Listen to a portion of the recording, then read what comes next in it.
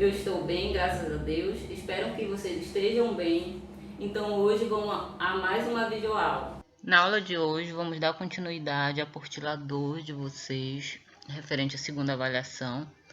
Trabalharemos as páginas 18 e 19, dando continuidade ao assunto sobre a Revolução do Porto e a adesão tardia do Grão-Pará à independência. Como vimos na aula passada, no Grão-Pará, os adeptos da Revolução do Porto tomaram o poder em 1821, quando a independência do Brasil foi proclamada em 7 de setembro de 1822. O grupo que estava no comando conseguiu evitar a adesão do Grão-Pará à independência, mas isso não ocorreu por muito tempo. Os defensores da Revolução do Porto no Grão-Pará constituíram uma junta provisória para governar a capitania até que fosse organizada novas eleições. Em um primeiro momento, tiveram o apoio dos brasileiros, que acreditavam que participariam igualitariamente da junta, o que de fato não aconteceu, uma vez que essa junta provisória foi constituída por 5 portugueses e apenas 2 brasileiros. Aos poucos, os portugueses e os brasileiros foram percebendo que tinham interesses divergentes e opostos. Os portugueses queriam que seus privilégios fossem mantidos. Já os brasileiros perceberam que a independência seria o único caminho para alcançar os seus objetivos, que seria o de garantir a participação política nas decisões da metrópole. Desse modo, os portugueses da Junta Provisória tiveram que lidar com forte oposição dos brasileiros. Contudo, ainda assim, os componentes da Junta conseguiram adiar ao máximo as eleições para a primeira Câmara Constitucional do Pará. Mas qual seria o papel dessa Câmara Constitucional do Pará? Após a Revolução do Porto, foi implantada em Portugal uma monarquia parlamentar constitucional. Com isso, era preciso elaborar a primeira Constituição do país. O Estado do Grão-Pará poderia ser representado nas discussões em torno da Constituição portuguesa por meio das pessoas eleitas para a Câmara Constitucional do Pará. Então, seria através dos eleitos para compor essa Câmara Constitucional que o Pará seria representado nas discussões em torno da Constituição Portuguesa.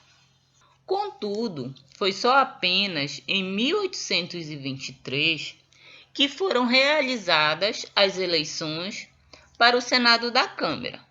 Nesse Senado, o Poder Legislativo, desde os primeiros momentos do constitucionalismo português, foi bicameral, ou seja, constituído por 2 câmaras, uma formada por deputados e outra formada por senadores.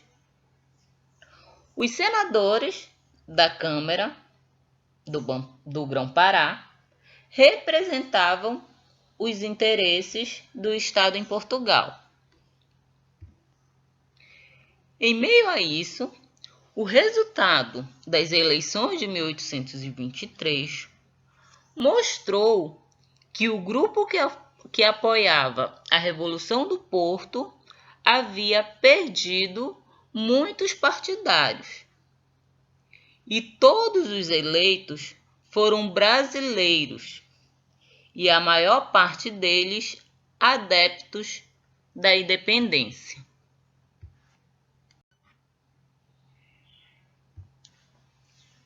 Após muitos embates, o governo imperial do Brasil, em uma ação que contou com a participação de militares ingleses, forçou o reconhecimento da autoridade de Dom Pedro pela província do Grão-Pará em 15 de agosto de 1823.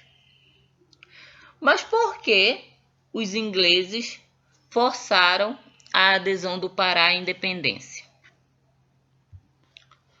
Como vimos anteriormente, a Inglaterra estava interessada no fim do pacto colonial. E foi por essa razão que ela interferiu diretamente na conclusão do processo de independência do Brasil, garantindo assim a adesão do Pará à independência.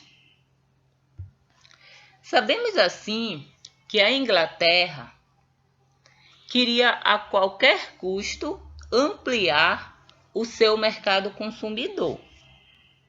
E a independência do Brasil significava para ela a ampliação de seus negócios de exportação com o país, além da participação na condução política do Império recém-criado. Assim, no Grão-Pará, os ingleses ajudaram a repreender os grupos que se opunham à imposição política imperial. Foram eles que contiveram uma conspiração ocorrida na província, com o objetivo de eliminar a participação política portuguesa na junta do governo, formada após a adesão.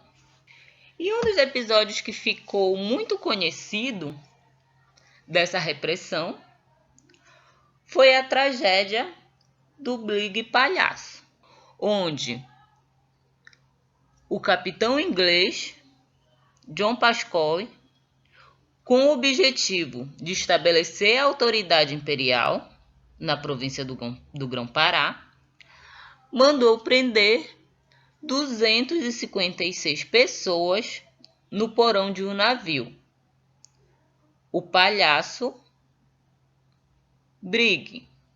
Ele determinou que se lançasse cal sobre os presos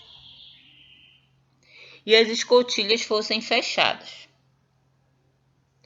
Com isso, quase todos os prisioneiros morreram, ocorrendo uma grande tragédia, a tragédia do Brig Palhaço. Contudo, toda essa repressão, toda essa divergência entre portugueses e brasileiros não solucionou os embates entre eles, nem mesmo com a própria adesão do Pará à independência, uma vez que, além dessas divergências, haviam também muitos outros interesses, tanto sociais quanto econômicos. Com isso, finalizamos essa unidade e eu deixo para vocês a atividade da página 21. Então é isso, pessoal. Resolva as atividades e envie para o e-mail, tá ok? Até a próxima. Fiquem com Deus.